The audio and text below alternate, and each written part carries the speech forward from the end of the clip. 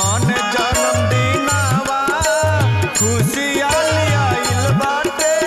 माघ के महीनावा गुरु रविदास जी के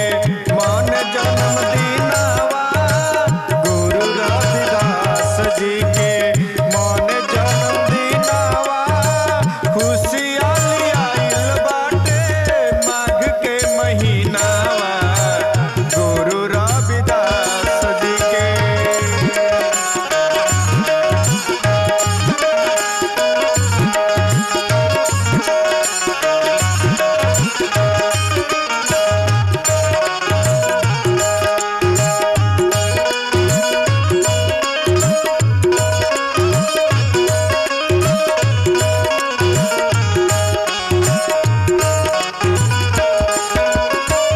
पिताजी राहु रहले माताजी करुणा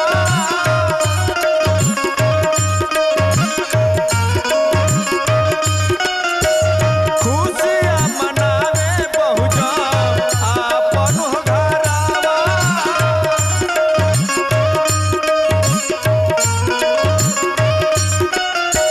पिताजी राहु रहले माताजी करुणा खुशियाँ मनावे बहुजन आपन हो घरावा गजबे सुहावन लागे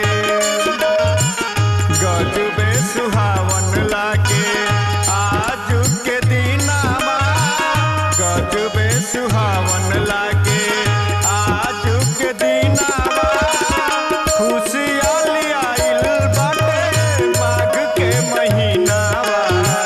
गुरु रविदास जी के मन जन्मदिनावा खुशियाली आइल बाटे माघ के महीनावा गुरु रविदास जी के।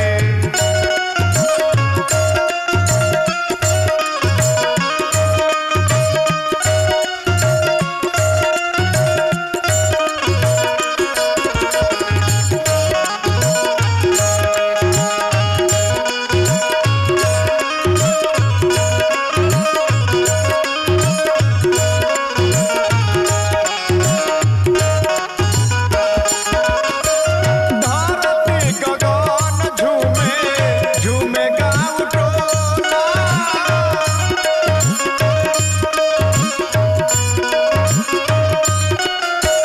बाबा रविदास के पूजा घरे घर होला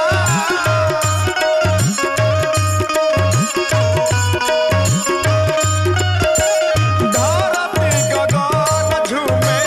झूमे गाँव टोला बाबा रविदास के पूजा घरे घर होला महेश भूपेंद्र गावे महेश समीत गावे गुरु जी के गानावा महेश अखिलेश गावे गुरु जी के गानावा